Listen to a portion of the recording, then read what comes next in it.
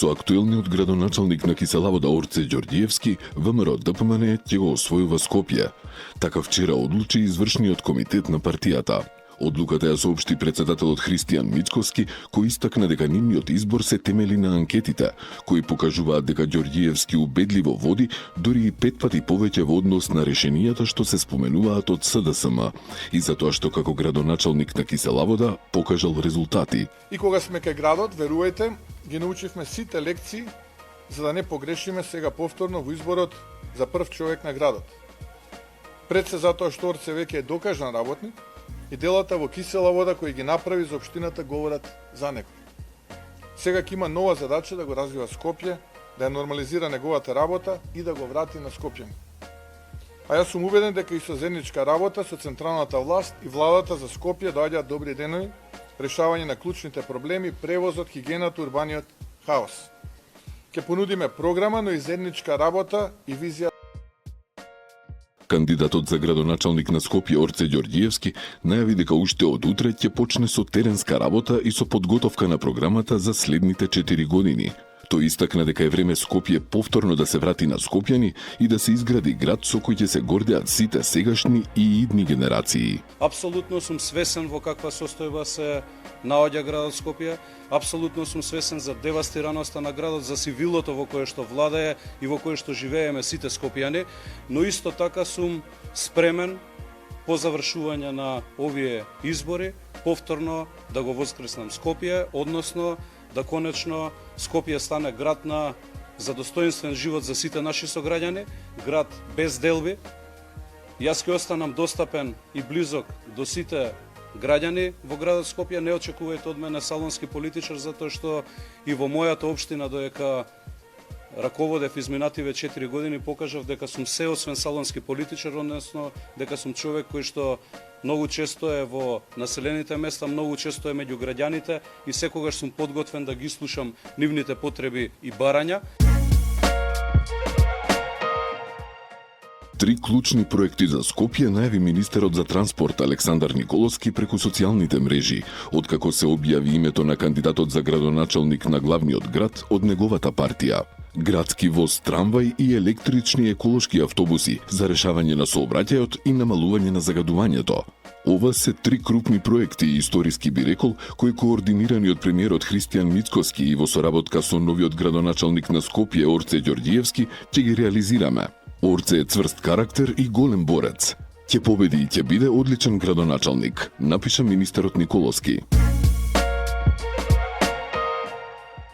По објавата на името на Орце Ѓорѓиевски како кандидат на ВМРО ДПМН за градоначалник на Скопје, со соопштение се јави опозицијската СДСМ.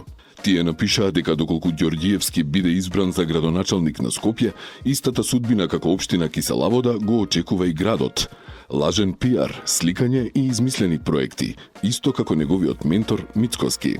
Орце Ѓорѓиевски, освен секојдневно фотографирање и лажен пиар, нема ништо реализирано во Киселавода, стои во соопштението на СДСМ. Од неговата програма има реализирано само 20%, со што е убедливо најлошиот градоначалник во Скопје. Киселавода е преполна со смет, урбанистички хаос и негрижа.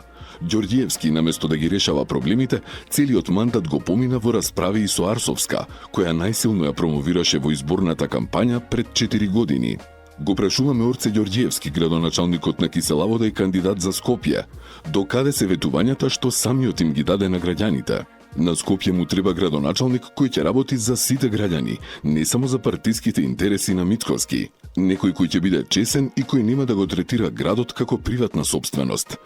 На Скопје му треба човек кој стои зад своите ветувања, некој се слика и води лажен пиар на сметка на неспособноста, велат од СДСМ.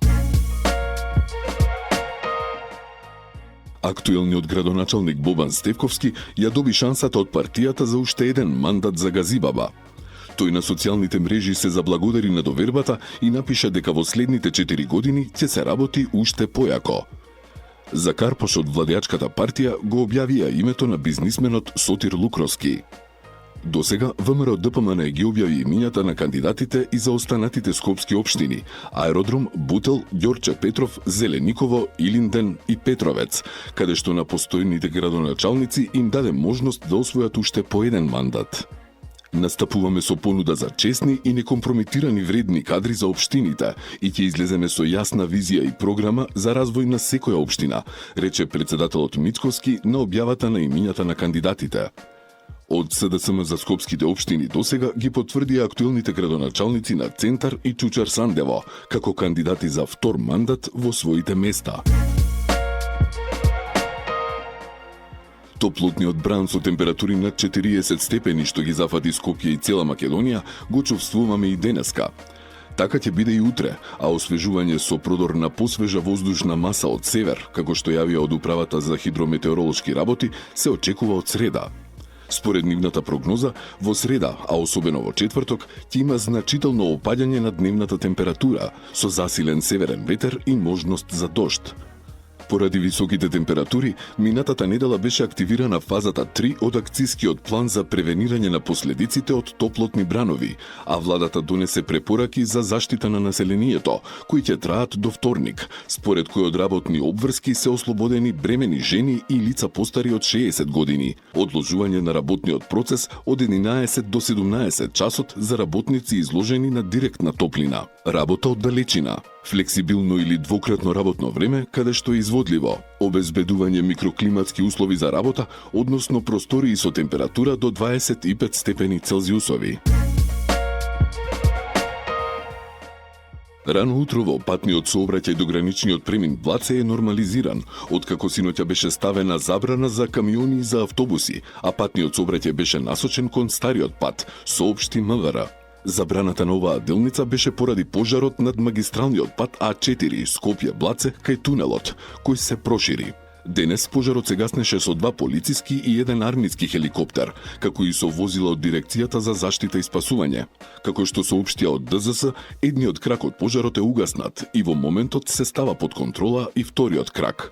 Вчера попладне и вечерта, пожарот почна да се шири пори 10-тиот дел, со опасност да се спушти кон куќите во околните села. Чадот се чувствуваше дури до населените места Визбегово и Бардовци, што предизвика паника кај жителите. Вчера гореше и во населбата Геге и во дворот на психијатриската болница Бардовци. Пожарот најпрво избувнал во населбата Геге, па се проширил кон населбата Бардовци, зафаќајќи дел од површината на дворот на болница Бардовци, обраснат со висока сува трева и дрвја, со опасност да се прошири во целиот комплекс. Среќа огнот беше ставен под контрола откако претходно пациентите и персоналот од болницата беа евакуирани. Дирекцијата за заштита и спасување ја доби првата републичка пожарна единица, составена од 50 возила за гаснење на шумски пожари, со одлични перформанси за справување со тешко достапни терени. Станува збор за армиски и полициски возила кои се пренаменети и ставени на располагање на владата и на ДЗС. За прв пат имаме неспоредливо повеќе ресурси за справување со пожари. Овие возила со резервоар за вода од 1,5 тони може да стигнат до места на кои и несовремени джипови не би можеле, изјави директорот на ДЗС Стојан Чангелов. На промоцијата присуствуваше и премиерот Христијан Мицкоски, кој изрази благодарност на општествено одговорните компании, кои, како што рече, помогнале за ова што денеска го гледаме да биде реалност. Станува збор за полициски и армиски возила кои што повеќе од 8 години не биле запалени. Ги пренаменивме и ја следевте демонстрацијата, видовте како денес сето тоа изгледа и можам да кажам дека многу поподготвени ја пречекуваме сезоната на пожари, која што очекуваме да се случи многу скоро. Односно, таа е веќе во тек. Веќе се појавуваат одредени пожари на одредени делови од територијата на државата, изјави Мицкоски. На овој начин, според Мицкоски, државата заштедува неколку десетици милиони евра. Скопје е жедно на летниве горештини. Социјалните мрежи се преплавени со објави каде се има недостиг на вода. Една од причините се и дивите приклучоци. Викендов инспекциите на град Скопје открија голем потрошувач диво приклучен, кој во Сарај незаконски со питка вода наводнувал на неколку илјади квадратни метри пластеници. Поради случаи како овој, каде не само што се оштетуваат граѓаните кои се соочени со сериозен недостаток на притисок во урбаните и руралните средини и недостаток на вода, туку и се избегнува плаќање на вода од илјадници евра, која ја трошел, оштетувајќи го и јавното претпријатие Водовод и канализација Скопје. објасни градоначалничката Данила Арсовска и додаде дека согласно системот за мониторинг и мерење на дневната потрошувачка на вода, констатирана е енормно зголемена потрошувачка на водата, особено во попладневните часови. Конкретно во јуни годинава, дневната потрошувачка на вода во одредени денови изнесувала рекордни 356.000 кубни метри, што би значило потрошувачка од 700 литри вода по глава на жител.